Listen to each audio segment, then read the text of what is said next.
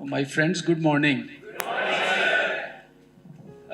आज हम इन दिनों में मैं एक बाइबल स्टडी सीरीज़ आपके साथ चलाना चाहता हूँ इसी थीम के ताल्लुक से, लेमेंट के ताल्लुक से, हबक्कूक की किताब में से। और आज उसका पहला सेक्शन है। इससे पहले कि हम टेक्स्ट के अंदर इसको देखें, इस पर गौर ख़ास करें, हबक्कूक की किताब जो है, इसका जो पस मंज़र है, जिसको हम सियाक़ो सबाक़, कॉन्टेक्स्ट, अगर हम बाइबल को उसके सियाक़ो सबाक़ में नहीं देखते, उसको अंडरस्टैंड करना जो है वो हमारे लिए मुश्किल, तो इन दैट सेंस कि हम उसको अच्छे तरीके से समझ नहीं सकते। तो इस एतबार से बड़ा मुख्तसर पादी नदीम ने हमारी यहाँ मदद की है कि आप देखें कि बनी इज़राइल की मुत्तहिदा सल्तनत, जिसको हम यूनाइटेड किंगडम कहते हैं, वो साउल बादशाह, उसका पहला 40 साल उसके बाद दाऊद बादशाह बना 40 साल उसके, और उसके बाद उसका बेटा सुलेमान। तो ये तकरीबन कोई 120 साल का अरसा है जिसमें बनी इस्राइल की मुत्तहिदा सल्तनत है, यूनाइटेड किंगडम है। लेकिन उसके बाद सुलेमान का बेटा जब रोबाम बादशाह बना, तो उस वक्त किंगडम डिवाइड हो गई, तकसीम हो गई, और एक तरफ जिसको हम ऊपर शुमाली सल्तनत कहते हैं, उसका दारुल खिलाफा सामरिया बना, और इसको सामरिया की सल्तनत भी, इसराइल की सल्तनत भी, शुमाली सल्तनत भी, मुख्तलिफ नामों से इसको जो है वो बताया जाता है। इसलिए जब आप उन अंबिया का कलाम पढ़ें जहाँ पर जो सल्तनत डिवाइड थी, जहाँ पर इज़राइल लिखा हो, तो उसका मतलब मुत्तहिदा नहीं है। उसका मतलब क्या है? ऊपर शुमाल की तरफ जो 10 कबीलों पर मुश्तमल सल्तनत है, उसके बारे में नबी बात करता है। लेकिन फिर वो कभी यहूदा की बात करता है, तो इसका मतलब है वो नीचे वाली जनूब की तरफ जो सल्तनत है उसकी वो बात करता है, जिसको हम साउदर्न किंगडम या यहूदा की सल्तनत, यरूशलेम में उसका दारुल खिलाफा रहा। तो इस एतबार से इसमें भी ऊपर वाली सल्तनत में भी बादशाह आते रहे, लेकिन वो जल्दी असूर ने, जो उस वक्त आलमी ताकत थी, उसने उसको बर्बाद कर दिया तकरीबन 721-22 क़ब्ल मसीह में। लेकिन तो तकरीबन उसके कोई 150 साल आगे तक दूसरी सल्तनत चलती रही, जो नीचे वाली जनूबी सल्तनत है। इसमें ज़्यादातर बादशाह जो है वो बुरे आए, जिसको हम शरीर कहते हैं। लेकिन इसमें 2 बादशाहों का ख़ास जिक्र है जनूब की तरफ, वो है हिजकिया बादशाह और यूसिया बादशाह। और यूसिया बादशाह जो है वो करकमीस की जंग में फ़िरौन नको के साथ, जो मिस्र का बादशाह है, उसके साथ, अगर आप दूसरी सलातीन की किताब उसका 23वां बाब और 24वां बाब पढ़ें, तो वहाँ पर आपको कुछ ये पस मंज़र मिलेगा। तो यूसिया जो है वो जंग में मारा गया, अच्छा बादशाह था, but he died, he was killed. और जब वो मारा गया तो उसके बाद उसका एक छोटा जो बेटा था, यहूआखिज़, वो बादशाह बना। ये तो नहीं अंदाज़ा कि क्यों उसको बादशाह बनाया गया, बड़े को क्यों नहीं बनाया गया, लेकिन वो बादशाह बना। लेकिन फ़िरौन नको को ये अच्छा ना लगा, तो फ़िरौन ने क्या किया कि एक तो उसने उसके बाप को कत्ल किया था, दूसरा उसने किया कि इसको उसने कैद कर लिया, हमला किया, कैद कर लिया, इसको असीर करके वो मिस्र ले गया। और सलादीन की किताब बताती है कि वहीं ये मर गया, ये शख्स जो है यहूआखिज़। तो इस एतबार से यहूआखिज़ को जब उसने डिपोज किया, उसको उसकी बादशाहत से अलहदा किया, तो उसके बाद उसका जो यूसिया का बड़ा बेटा था, उसका नाम अल्याकीम, तो उसने उसका नाम बदला, उसका बदल कर उसने यहूयाकीम रखा, और फिर उसको सल्तनत पर बैठा दिया, और उसने कहा कि ये this is my puppet king, कि ये मेरा पपेट किंग है, और जो कुछ मैं कहूँगा वो मेरी जो है वो काम करेगा। तो उसका नाम चेंज करने का भी यही मकसद था कि नाउ इट्स माई प्रॉपर्टी। उसकी आइडेंटिटी उसने चेंज करके रख दी He was a Jew, Al-Yakim, and now he is a Yahoyakim.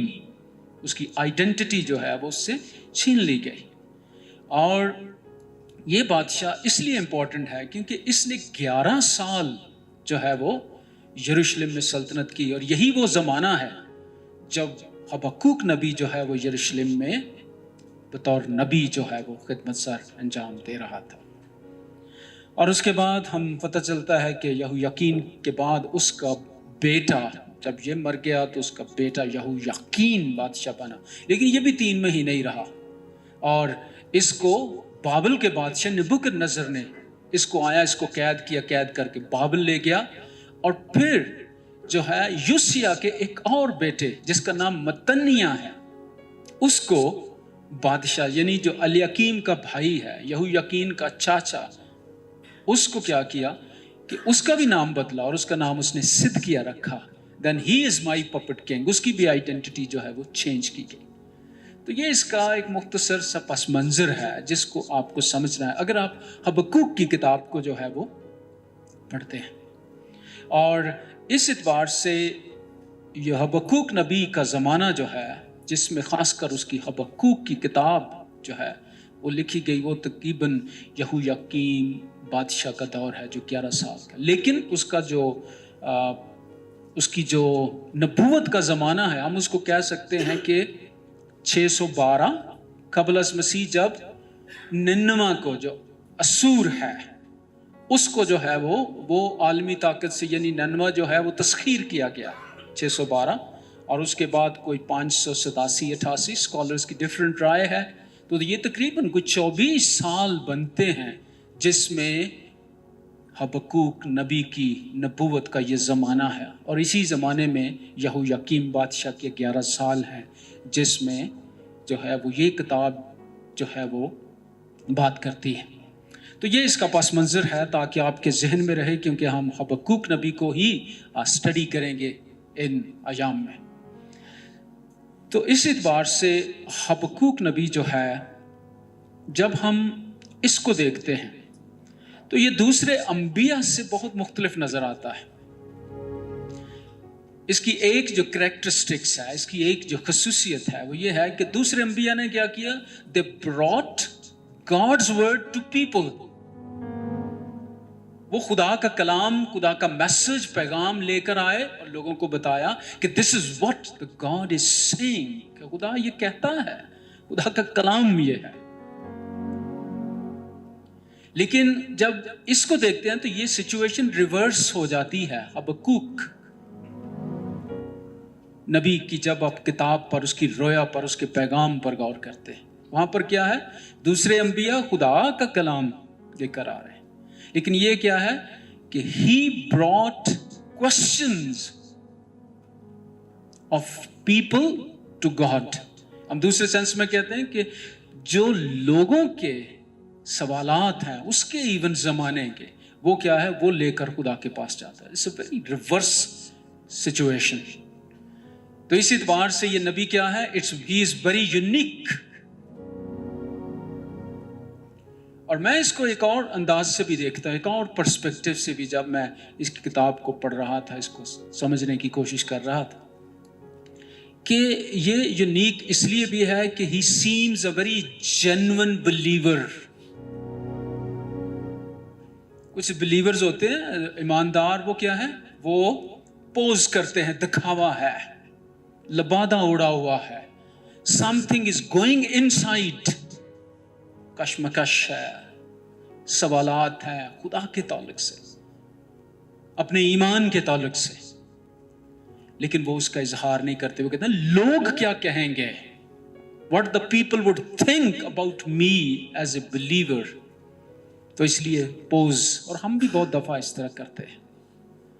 लेकिन ये क्या है, he is a genuine believer, एक सच्चा ईमानदार है, जो कुछ उसके इनसाइट है उसको खोलकर खुदा के सामने रख देता है। तो इस बार से इसको हम देखते हैं कि ये एक डिफरेंट नबी है, और उससे हम ये बहुत कुछ जो है वो सीखते हैं कि he is a genuine believer. और जब हम हबक्कूक की किताब का आगाज देखें तो इसमें से आज हम 3 मेन पॉइंट हैं जिनको हम सेंट्रल प्रोपोजिशंस कहते हैं, मरकजी नकात हैं जो हमें इसके स्ट्रक्चर को पहली 11 आयात को समझने में हमारी मदद करते हैं। वेरी सिंपल, सादा हैं, और इनको हम आज जो है वो देखेंगे। पहला क्या है? प्रॉफिट्स बर्डन, नबी का बोझ क्या है, वो क्या जो है वो किस बोझ के साथ जो है वो चल रहा है। He seems he is carrying a burden, उसने एक बर्डन कैरी किया हुआ है अपने ऊपर और उसके साथ वो चल रहा है। He is moving, he carried a burden, एक बोझ उठाए हुए है। और आपका इसका पहला वर्ड देखें तो, जब पहली आयत देखें तो हबक्कूक नबी की रोया का बारे नबूवत। व्हाट इज बार? ये उर्दू का वर्ड है ना, तू बड़ा पार चुकिया, ठीक है। तो बेसिकली हिब्रू वर्ड जो है मस्सा, ये उसकी ट्रांसलेशन वेट, वजन। He is carrying a wait, बोझ है, वजन है उसके। अब ये तो नहीं है कि उसने कोई 2-3 मन अपने ऊपर उठाया हुआ है। That is not the picture. Picture क्या है? बोझ क्या है? उसका दिल और जहन उस बोझ के नीचे दबे हुए दिखाई देते हैं। उसके दिल में वो बोझ है, उसके जहन में वो जो है वो बोझ है। He is carrying a burden. और ये क्या है कि हम कह सकते हैं कि Habakkuk is a man with a heavy load, with a heavy load on his heart and mind। एक ऐसा लोड है जो उसके जहन में, उसके दिल पर है, और इसका जो है वो इजहार जो है वो खुदा के हुजूर करता है। It's a heavy load। अब इसके स्कॉलर्स के दरमियान डिबेट तो चलती है कि ये क्या है? What is this bar? What is this weight? Some scholars think that कि ये जो वेट है ना, ये खुदा की तरफ से जो उसको पैगाम मिला, जो उसको नबूवत मिली, वो उसको कैरी किए हुए है। और वो कैरी कर रहा है कि अच्छा चलो भाई, मैं जब तक ये मैसेज लोगों तक पहुंच नहीं जाता उस वक्त तक ये मेरे लिए तो बोझ ही है, क्योंकि ये खुदा की तरफ से मुझे मिला है। इसके साथ मुझे कुछ थोड़ा सा इख्तलाफ है इस एक्सप्लेनेशन के साथ। आई फील दैट ये ठीक हो सकती है, लेकिन लगता है ये कुछ और है। अगर हम उसकी किताब को खास तौर से पढ़ें, बार बार पढ़ें और फिर इसके टेक्स्ट पर गौर करें कि दिस वेट, दिस बोझ, दिस बर्डन इज डिफरेंट, ये कुछ मुख्तलिफ। और इस बोझ को हम इस एंगल से देख सकते हैं कि this burden is related to his burden heart. उसके दिल जो बोझल है वो क्या है, उसको हमें समझने की जरूरत है, तो फिर हम इस वेट को अंडरस्टैंड जो है वो कर सकते हैं। एक्चुअली दिस बर्डन इज कि how he feels about his circumstances, जो उसके हालात हैं उसके इर्द गिर्द हैं। और हालात कहां पर हैं? यरूशलेम में है, यहोयाकीम बादशाह का दौर है। और इस दौर में जो उसके हालात हैं नबी के, उनके वसीले से वो बड़ा इस बोझ के नीचे जो है वो दबा हुआ है। हालात क्या है? हिज ओन कंट्री, उसके अपने मुल्क में। वो मुल्क कौन है? यहूदा। द पीपल ऑफ गॉड, खुदा के लोग हैं वो। यरूशलेम उसका दारुल खुलाफा है। गॉड्स टेम्पल इज देयर, खुदा की हैकल वहां पर मौजूद है। And they claim we are the people of God, we belong to him and he belongs to us। वो हमारा और हम उसके, हम खुदा के लोग। this is our identity। और हम दुनिया से जो है वो मुख्तलिफ है, इसीलिए डिवीजन उनकी यही थी, we the Jews and you the Gentiles। हम यहूदी, हम खुदा के और तुम खुदा के बगैर। और इफ्सियों का खत पढ़े पौलुस रसूल का, तो आप भी वहां देखेंगे वो क्या कहता है, तुम जो दूर थे और हम जो नजदीक थे, यानी तुम गैर कौम, very far away from God, हम खुदा के करीब हैं। ये इस صورت حال میں نبی دیکھ رہا ہے کہ یہ خدا کے لوگ، خدا کی ہیکل، اور سب سے بڑھ کر خدا کی شریعت، خدا کی مرضی، خدا کا آئین اس نے ہمیں دیا ہے، ان کے پاس ہے. اس کے باوجود حالات اس میں جو ہے وہ بہت ہی مشکل ہیں، بت پرستی ہے، اور ہر طرح کی جو ہے وہ جو ہے ناانصافی ہے. تو اس طرح سے وہ جب اس ساری صورتحال کو دیکھتا ہے، آگے چل کر ہم تیسری اور چوتھی آیت کو جب میں ان پیک کروں گا اور ہم ان کو بڑے غور سے دیکھ سکتے ہیں، تو اس میں کیا ہے کہ what he saw، جو اس کے حالات ہیں، تو اس سے کیا کیا ہے، it broke his heart، اس کا دل ٹوٹ گیا. with broken heart we see the prophet، اس کو ہم دیکھتے ہیں کہ اس کا دل جو ہے وہ ٹوٹا ہوا ہے. with broken heart، اور اس ٹوٹے ہوئے دل کے ساتھ جو ہے وہ خدا کے پاس آتا ہے.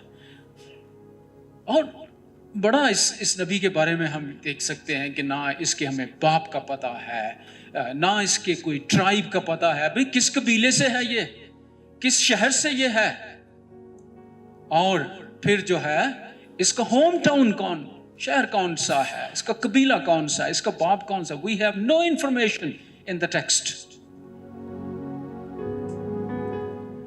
لیکن جو اس کی جینوننس ہے، جو وہ برڈن اپنے بوجھ لیے ہوئے ہے، کیری کیے ہوئے ہے، that is very clear. اور اس کو وہ آگے چل کر جو ہے وہ اٹھاتا ہے. تو وہ کیا ہے کہ he carry a burden، اور برڈن یہ ہے اس کے حالات، اس کی صورتحال، اور صورتحال اس کے اپنے ملک میں، اپنے لوگوں کے، وہ لوگ جو دعویٰ کر رہے ہیں کہ ہم خدا کے ہیں، خدا کی شریعت ہمارے پاس. اور اگر آپ دیکھیں کہ یہ یوسیہ کا باپ تھا منسی بادشاہ، اور ایون کہ یوسیہ کے اپنے کافی عرصے تک، تقریباً کوئی 70 سال تک خدا کی شریعت خدا کی ہیکل میں ہی نیچے دبی رہی، کسی نیچے سٹور میں. اور اس کے بعد ان کو جا کر، تو آپ کہیں کہ کچھ 70 سال تک تو خدا کے کلام سے لوگوں کا کوئی واسطہ ہی نہیں رہا، no interaction and no encounter of God's word with people. ان کا کیا ہے؟ They never met with the word of God. اور ابھی تو کم از کم شریعت ان کے پاس ہے، ہیکل میں دوبارہ سے جو ہے اس کو لایا گیا، پڑھا گیا یوسیہ بادشاہ کے زمانے میں. لیکن لگتا ہے کہ پھر حالات اسی طرح سے منسی بادشاہ کی طرف جو ہے وہ جا رہے ہیں، اور اس برڈن کے ساتھ کہ وہ فیل کرتا ہے کہ what is happening his own country and amongst his own people، اس کے اپنے لوگوں کے درمیان جو ہے وہ کیا آ رہا ہے. So this is the burden جو نبی نے اٹھایا ہوا ہے، اور اس کی وجہ سے he is frustrated. اوپر کیا ہے؟ Prophet's frustration. He is disappointed, he is disillusioned ہے. بالکل اس کا جیسے بوجھل نہیں ہو جاتا، دب جاتا ہے انسان کہ یہ حالات نہیں ٹھیک ہو سکتے.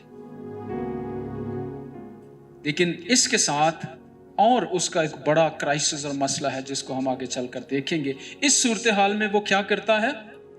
What is that? The second point is he cries out, calling for help.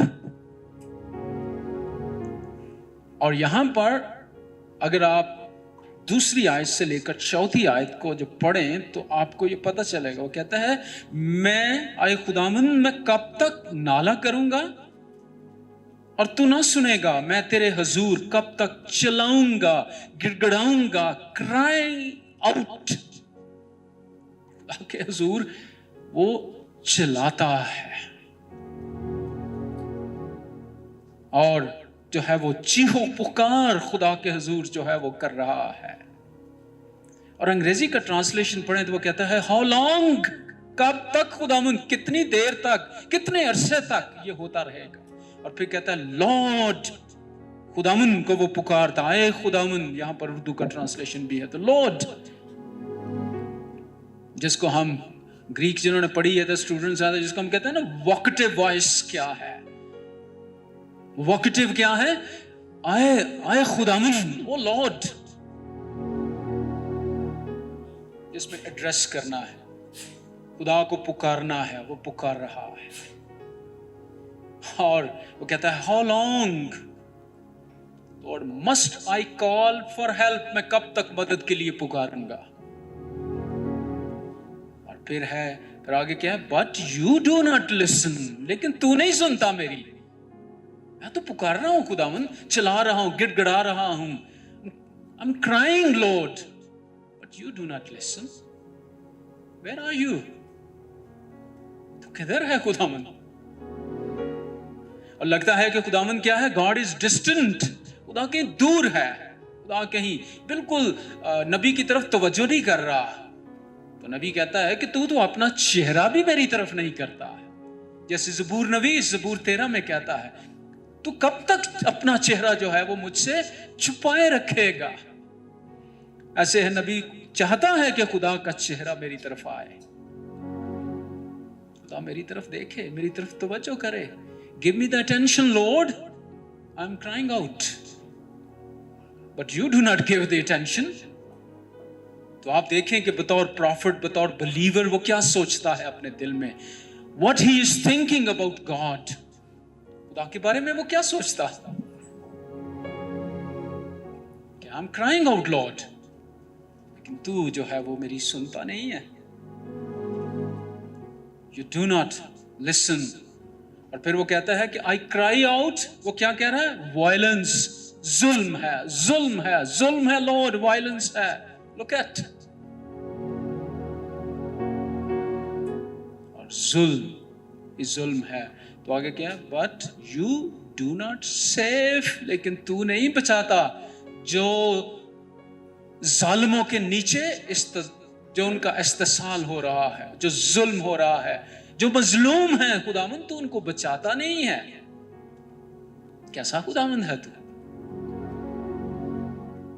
अब यहां पर आप देखिए कि एक थियोलॉजिकल अंडरस्टैंडिंग है ना आपकी, जिसको हम इल्म इलाही के एतबार से व्हेन वी रीड, हम डॉक्ट्रिन ऑफ गॉड पढ़ते हैं थियोलॉजी में, बिब्लिकल थियोलॉजी और सिस्टमैटिक थियोलॉजी में क्या क्या नहीं हम पढ़ते रहे, कहते हैं डॉक्ट्रिन ऑफ गॉड। क्यों? Because we want to understand God. तो उसने भी तो कोई अपनी थियोलॉजी पढ़ी है ना, उसने भी समझी है, वो भी उसकी भी थियोलॉजिकल अंडरस्टैंडिंग है। उसकी थियोलॉजी क्या कहती है? गॉड इज जस्ट, खुदा मुनसिफ और इंसाफ करता। यहां तो नहीं नजर आता। So his theology and his experience are contradictory. Theology क्या कहती है और तजुर्बा क्या कहता है? तजुर्बा क्या है? जुल्म है, जुल्म है, और हर तरफ जो है वो बुराई है। और आप देखें उर्दू का ट्रांसलेशन भी बड़ा खूबसूरत है, कहता है जुल्म और सितम मेरे सामने हैं, फितना और फसाद बर्पा होते हैं। और फिर वो आगे कहता है शरीयत तेरी कमजोर हो गई है खुदावंद। और यहां जो कमजोर के लिए word I was trying to understand कि क्या किस एतबार से शरीयत कमजोर हो गई। How the law, God's law is weak. इससे भी बड़ा एक डिफरेंट ये है कि ये थोड़ा सा हमारा उर्दू का ट्रांसलेशन लगता है कमजोर है। अगर आप इसको ओरिजिनल में हिब्रू में जाके देखें तो ये है पैरालाइज्ड, पैरालिसिस हो जाना। तो पैरालिसिस जब होता है तो वो हिस्सा क्या होता है? What happens that? मुर्दा या कमजोर, बाद में उसको आजकल तो शुक्र है खुदा उनका कुछ इलाज है। तो क्या है? वो कहता है तेरी शरीयत ही पैरालिसिस है। इसकी यही इस तरह से क्यों? क्योंकि ये लोग असर नहीं करती, लोग इसकी तरफ तवज्जो नहीं देते, पढ़ते हैं, but it is not bringing the transformation. इससे लोगों की जिंदगियों में तब्दीली नहीं है। खुदावंद ये कैसा लॉ है तेरा? तेरी शरीयत कैसी है? तो आप देखें कि नबी किस क्राइसिस में से गुजर रहा है। नबी is really in a crisis because of his theological understanding and his experience. That's why I call him a genuine believer.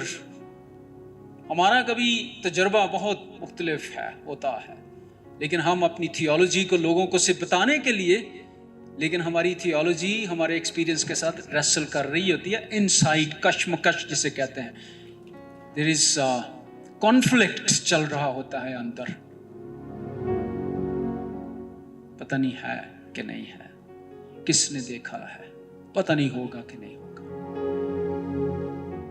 تو یہاں پر یہی صورتحال ہے کہ خداوند میں کب تک جو ہے وہ چلاؤں گا، ہاؤ لانگ، لیکن تو جو ہے وہ جواب نہیں دے گا. تو حبقوق نبی کیا ہے؟ وہ کرائسس میں ہے. تو اس کو میں یہ کہتا ہوں کہ اس کی اگر میں دوسرا اس کو کوئی دیں ہم ہینڈ، تو وہ یہ کہنا ہے پروفٹس لیمنٹ، جو ہمارا یہاں پر جو ہے وہ فرام لیمنٹ ٹو ہوپ، یہ پروفٹ کا کیا ہے؟ نوحہ ہے. He is lamenting, Lord, this is what the situation and where are you? تو کہاں پر ہے؟ He is lamenting، ایک طرح کا آہو کے آگے کہتا ہے میں آہو نالا کر رہا ہوں، رو رہا ہوں، کرائے آؤٹ کر رہا ہوں، خداوند تیرے حضور چیخ رہا ہوں، بار بار پکار رہا ہوں، لیکن تو سنتا نہیں ہے میری. God is distant, it seems.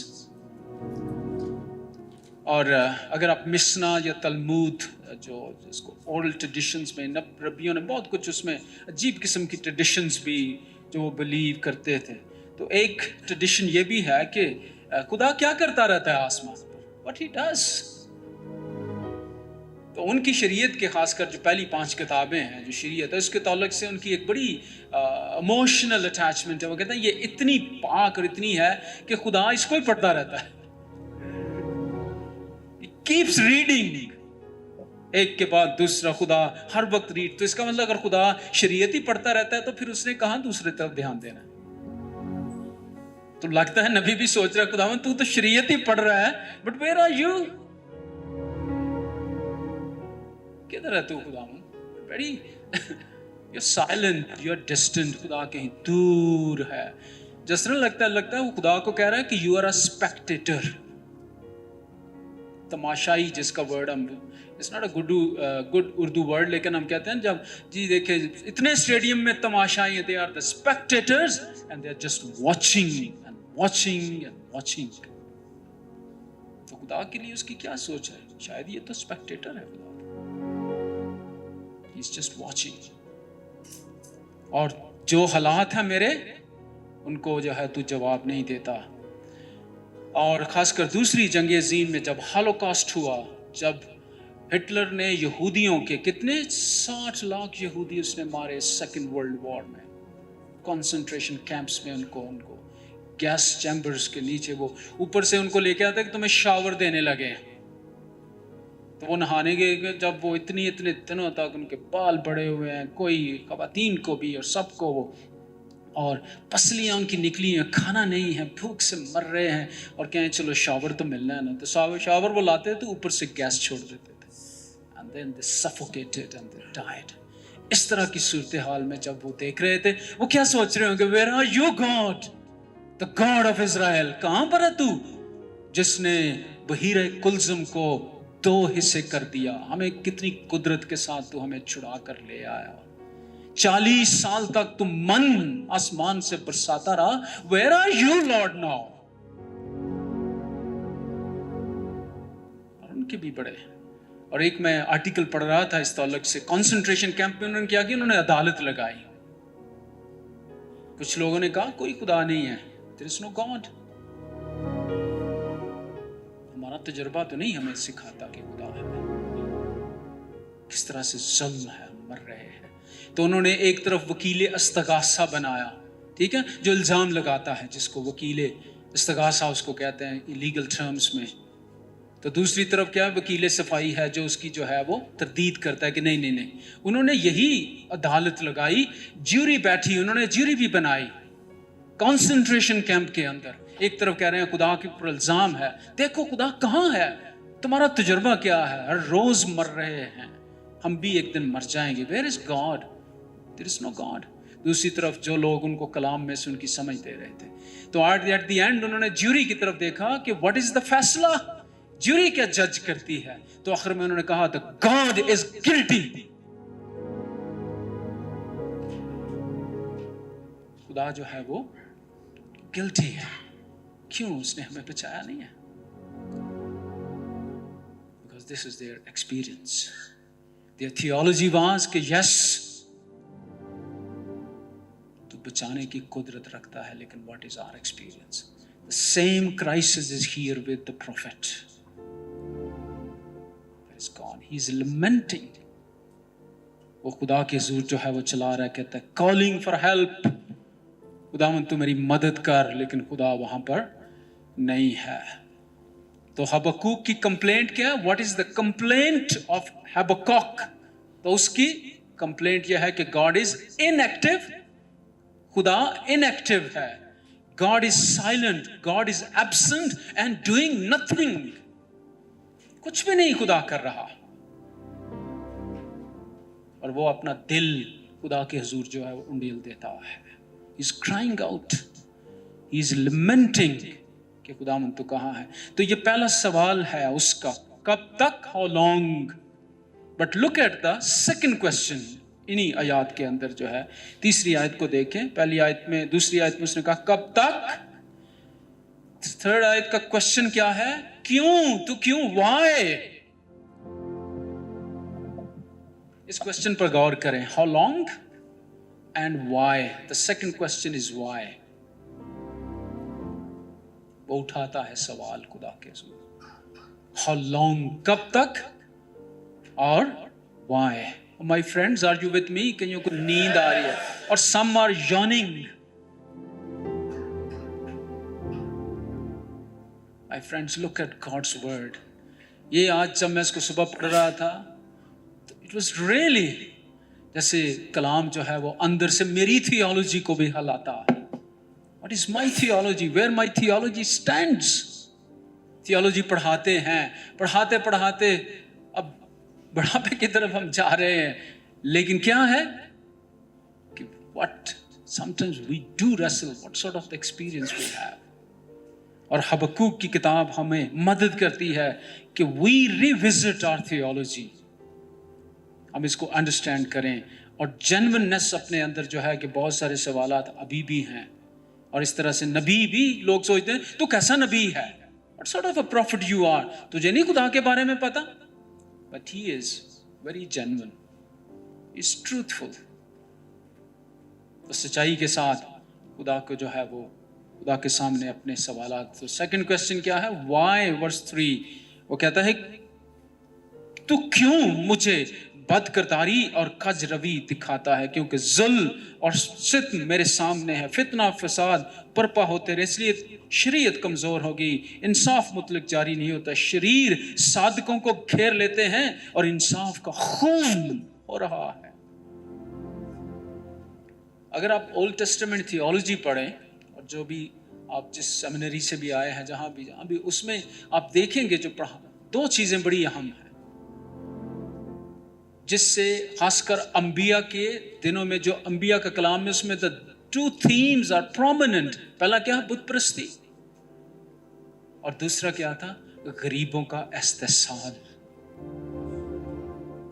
गरीबों को उनका इस्तेसाल करना। और आप देखें कि हमारे मुल्क में कितना इस्तेसाल होता है, हमारी अदालतों में, हमारे इंसाफ के जो अदारे हैं, वहां किसी को इंसाफ मिलता है? नहीं। Same situation in the Jerusalem. उसने कहा जिनको खुदावंद तूने काजी मुकर्रर किया है, इंसाफ के मनसब पर बिठाया है, वो इंसाफ नहीं देते हैं, वो इत्तेसाल कर रहे हैं, गरीब पिस रहे हैं। गरीबों का इस्तेसाल है, एक्सप्लॉयटेशन है। और आप देखें कि चर्च के अंदर भी जो हम क्लेम करते हैं कि we are the disciples of the Lord Jesus, खुदावंद यीशु मसीह ने जो कोड़ा उठाया था सबसे पहले इस्तेसाल के लिए था। कहां इस्तेसाल हो रहा था? हैकल के अंदर एक्सप्लॉयटेशन थी। आपको पता है जहां पर खुदावंद ने ये काम किया, ये गैर कौमों का सहन था, और उसमें क्या था कि कैसर की शक्ल का सिक्का लेकर वो हैकल में नहीं डाल सकते थे। ان کو ہیکل کا سکہ وہاں کنورٹ کروانا تھا. تو اب کنورژن کے لیے کیا ہے, جو کنورژن ریٹ ہے وہ پتہ نہیں کتنا کتنا پروفٹ چارج کر رہے ہیں, جیسے ڈالر سے روپیز اور روپیز سے ڈالر چینج کرتے ہیں. دس is what they were doing, کیونکہ وہ شبیہ کے ساتھ تو وہ سکہ نہیں ڈالنے دیتے تھے, لیکن وہ شبیہ تو نہیں ڈالنے دیتے, اسی لیے انہوں نے کہا, خداوند کو انہوں نے کیا کہا کہ کیسر کو جزیہ دینا روا ہے کہ نہیں, انہوں نے کہا یہ پھنسے گا. اس نے کہا لاؤ سکہ, اس نے کہا کس کی شبیہ ہے, کیونکہ وہ شبیہ کے ساتھ سکہ نہیں ڈال سکتے تھے, وہ وہاں پر دوسرا سکہ جو ہیکل کی کرنسی تھی وہ لیتے تھے. بٹ دیر واز ایکسپلائٹیشن, اور خداوند کا ریاکشن وہاں پر دیکھیں کہ واٹ ہیپن, کہ خداوند نے وہاں پر کتنا ریئیکٹ کیا. اور خدا کو انبیاء کے ایام میں بھی, اسرائیل کے بھی خدا ریئیکٹ کر رہا ہے انبیاء کے وسیلے سے, کہ یہ ظلم اور ستم جو ہے, جو ایکسپلائٹیشن ہے, خدا اس کو برداشت نہیں کرتا ہے. تو نبی کہتا ہے کہ یہ ہو رہی ہے خداوند, لیکن تو کوئی ایکشن نہیں لیتا, تو عدالت نہیں کرتا, تو انٹرفیئر نہیں کر رہا. اور آج کل دیکھیں کتنی ایکسپلائٹیشن ہے. ہمارے ایک سٹاف تھے, اس نے بڑا پریشان آیا میری طرف, میں نے کہا کیا ہوا ہے, کہتا سر وہ قرضہ لیا تو واپس نہیں ہوتا, وہ بس قسط ہی دے جانا.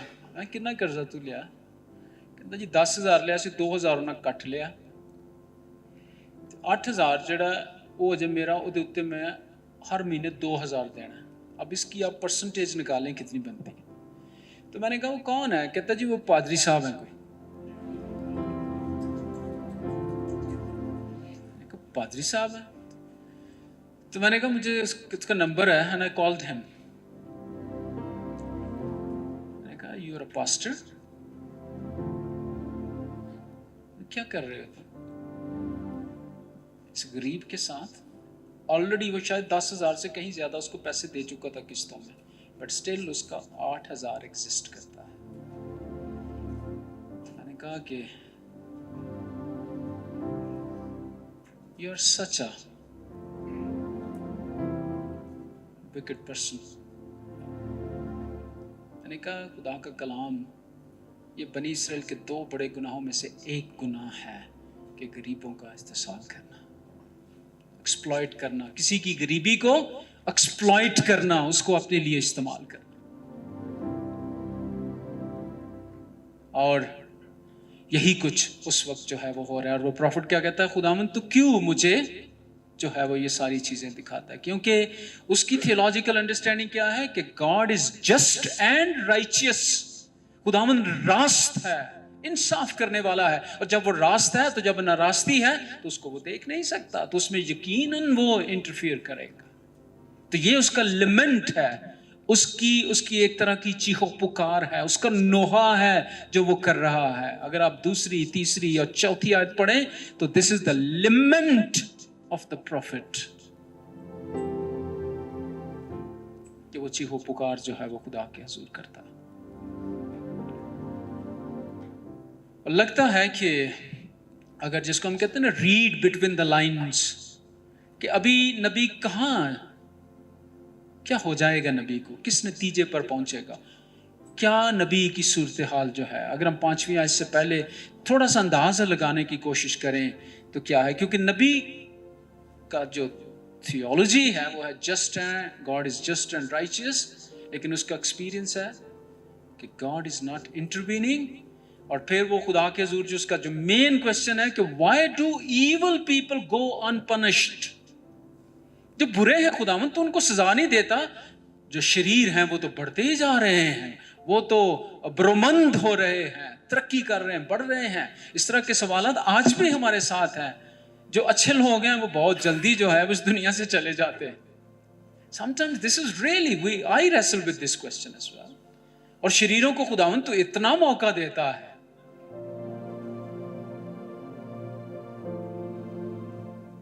اور کبھی کبھی میں اپنی چرچ کی صورتحال کو بھی اس طرح سے ہم دیکھنے کی کوشش کرتے ہیں.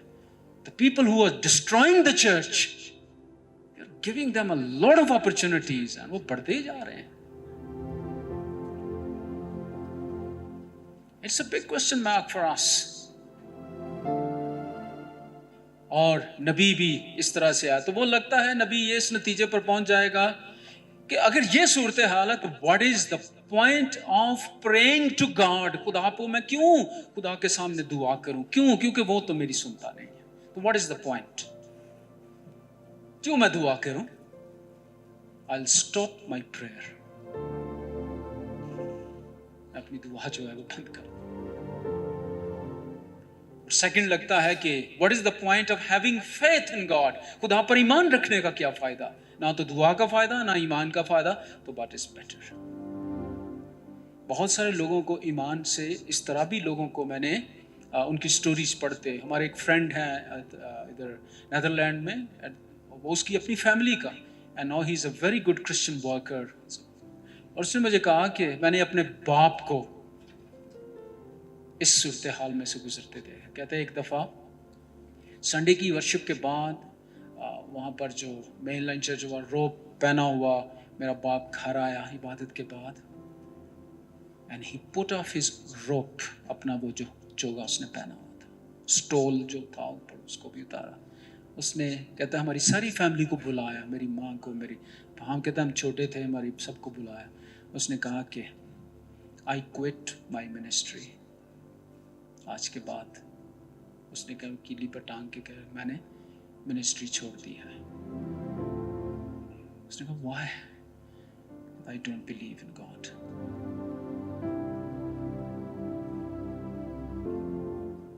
कहता है कि वी ऑल शटर्ड. और फिर उसके बाद उसके बेटे को खुदा ने यह ताकत दी कि वो अपने ईमान में वो एक अच्छा खादिम. But it was, उसने कहा कि it was so painful seeing my father. तो ये कहे कि what is the point of praying to God and what is the point of having faith in God? Friends, are you with me? Yes. अब इसके साथ मैं इसको अगले नुक्ते के साथ क्लोज करना चाहता हूँ. पॉइंट इज कि नबी लमेंट कर रहा है, लेकिन खुदा का शुक्र है कि इस नतीजे पर पहले पहुंचता. खुदा लगता है कि God really heard it. और खुदा जो है, हम तीसरा उसका जो पॉइंट है कि खुदा का जवाब, God responded. खुदा ने उसको जवाब दिया. और 5वीं आयत से लेकर 11वीं आयत तक अगर आप देखें तो ये खुदा का हमें जवाब है. God responded. But it's a very, अंग्रेजी में कहते हैं baffling response है. It's a complex response. ये उसके लिए बहुत मुश्किल है comprehend करना, और इसको हम देखेंगे. It was very difficult for, response तो है, but very difficult for the prophet to comprehend, to understand कि what sort of the response, वो खुदा से क्या जवाब चाहता है और खुदा क्या जवाब दे रहा है. It's very different. और आप देखें कि तीसरी आयत में वर्ड है कि खुदा को वो किस तरह से मुखातिब करता है. कहता है तू क्यों मुझे बदकिरदारी और कजरफ्तारी दिखाता है. अंग्रेजी का वर्ड है लुक. वो कहता है कि why do you make me look, क्यों मुझे दिखाता है. और कहता है कि why do you make me look at injustice, जो नाइंसाफी है, फिसाद है, फितना है, तो मुझे खुदावंद क्यों दिखाता है. खुदा करते लगता है ऐसे, खुदा कर रहा है उसको, उसका चेहरा देख देख देख, लुक.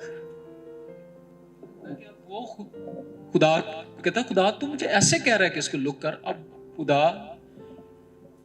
को भी इसी तरह से जो है वो जवाब जो है वो खुदा ने उसको जो है वो दिया है. 5वीं आयत भी कर, तो वे भी बिल्कुल इसी तरह से खुदा ने कहा लुक एट द नेशंस.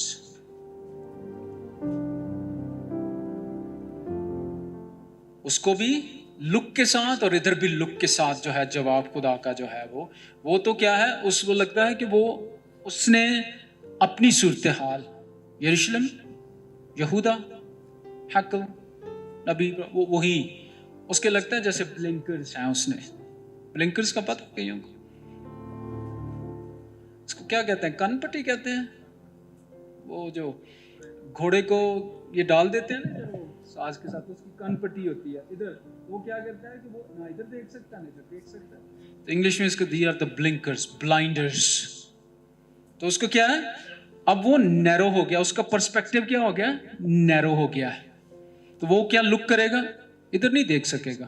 اب جہاں مالک اس کا کھینچے گا اس کو پتا ہے کہ میں نے ادھر مڑنا ہے, ادھر مڑنا ہے, کیونکہ اس کا پرسپیکٹیو نیرو ہو گیا ہے. Here is like that.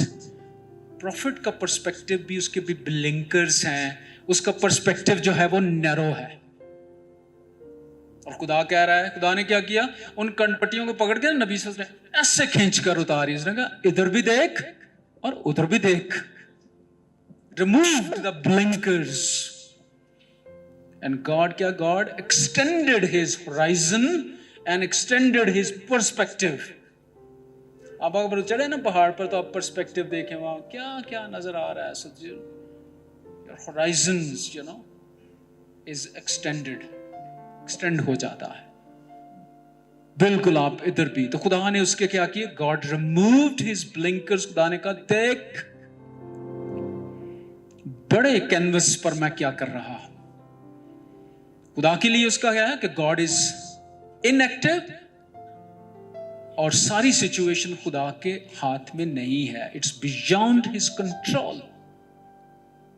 تو یہ نبی کا سوال ہے اور خدا نے اس کا جواب دیا ہے کہ God removed his blinkers.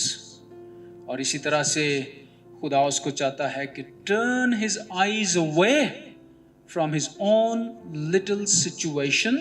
اور خدا اس کو کیا کر رہا ہے کہ watch, کہ God is at work on a wider canvas. بڑے پیمانے پر خدا جو ہے وہ کام کر رہا ہے.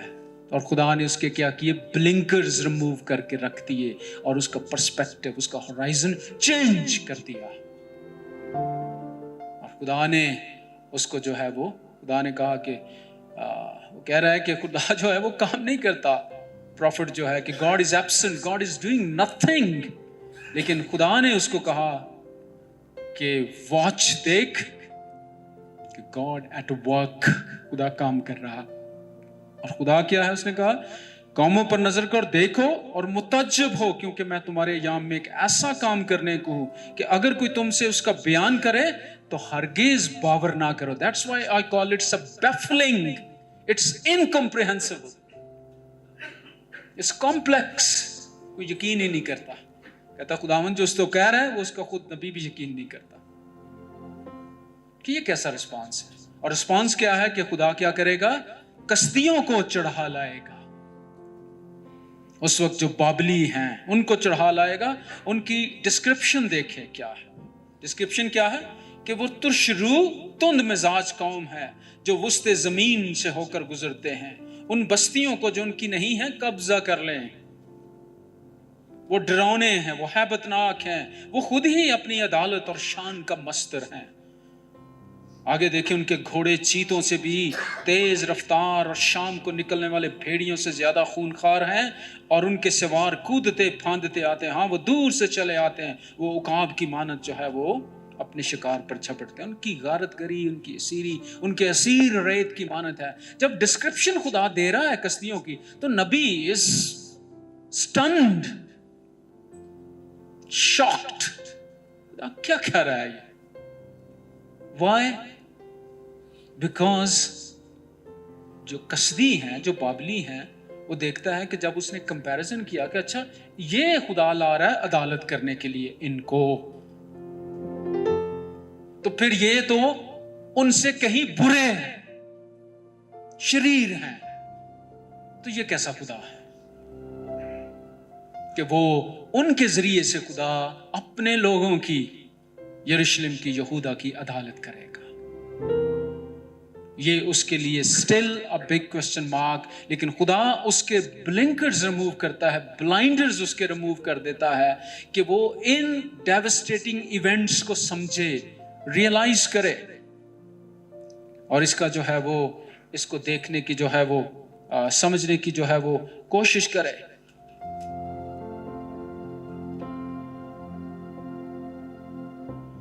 اور ایک رائٹر اس طرح سے بھی لکھتا ہے کہ we need to realize that God is doing right. خدا صحیح کر رہا ہے even when we do not understand why he works as He does. ہم اس کی اگر اس کے کاموں کو نہیں سمجھ پاتے، اس کے کام کے خدا اس طرح سے کرے گا، لیکن ہمیں یہ ریئلائز کرنے کی ضرورت ہے کہ God is right. اور نبی کے لیے بھی اس کو سمجھنا بہت مشکل ہے کہ how God is correct, how God is right. کہ جب یہ اتنے زیادہ برے ہیں، ان کی ڈسکرپشن دیکھیں کہ وہ لوگوں کے ساتھ کرتے کیا ہیں، کتنے وہ ظالم ہیں، خونخوار ہیں، اور ان کے مقابلے میں یہ یہودا کے لوگ تو کچھ بھی نہیں ہیں، تو یہ کتنے خونخوار ہیں۔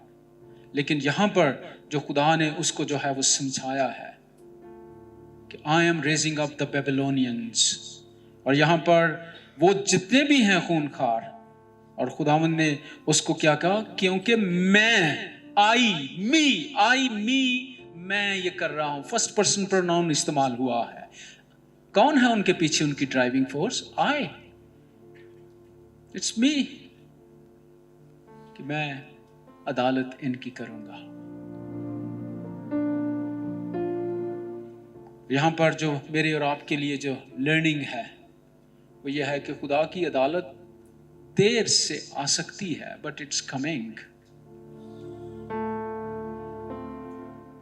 اور شام کو میں اپنے کچھ فرینڈس کے پادری ندیم بھی ادھر بیٹھا، ہم یہ بات کر رہے تھے، وائی دا کرسچن لیڈرز جب وہ لڑتے ہیں، مرتے ہیں، ایک دوسرے کو نیچا دکھانے کی کوشش کرتے ہیں، اور ایک سارا اختیار میرے پاس آ جائے، ہر کچھ کر رہے ہیں، کب تک کریں گے؟ کب تک؟ Ultimately they are going to come under the judgement of God. اور یہ مجھے اور آپ کو بھی یاد رکھنے کی ضرورت ہے، my friends, my young friends, remember, اور خدمت میں کبھی اس بات کو بھولنا نہ کہ God is going to make us accountable.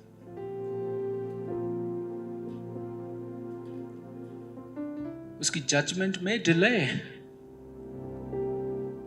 But it will come, کبھی جزوی طور پر، بٹ وی آل بلیو کہ ultimately we are going to be present before God. اور اگر یہ ہمارے ذہن میں یہ ہے، کیا ہے ہماری تھیولوجی، ہماری پریچنگ میں تو ہم بہت کرتے ہیں، but how much it really reflects from our life, کہ ہم واقعی اس چیز پر بلیو تو کرتے ہیں، لیکن ہماری تھیولوجی ہمارے ایکشن میں کیسے ڈیمونسٹریٹ ہوتی ہے۔ Theology is good, preaching is good, بڑے لمبے سرمن دے سکتے ہیں ہم، but how it reflects in our actions, in our practice. اگر یہ والی ایسپیکٹ ہماری لائف میں آئے تو کلیسیا کے بہت سارے مسائل خود بخود ہی حل ہو جائیں۔ And that's why we started this initiative, ELAT, equipping emerging leaders as agents of transformation. اگر ہم خود ہی ٹرانسفارمڈ نہیں ہیں، how we can transform others؟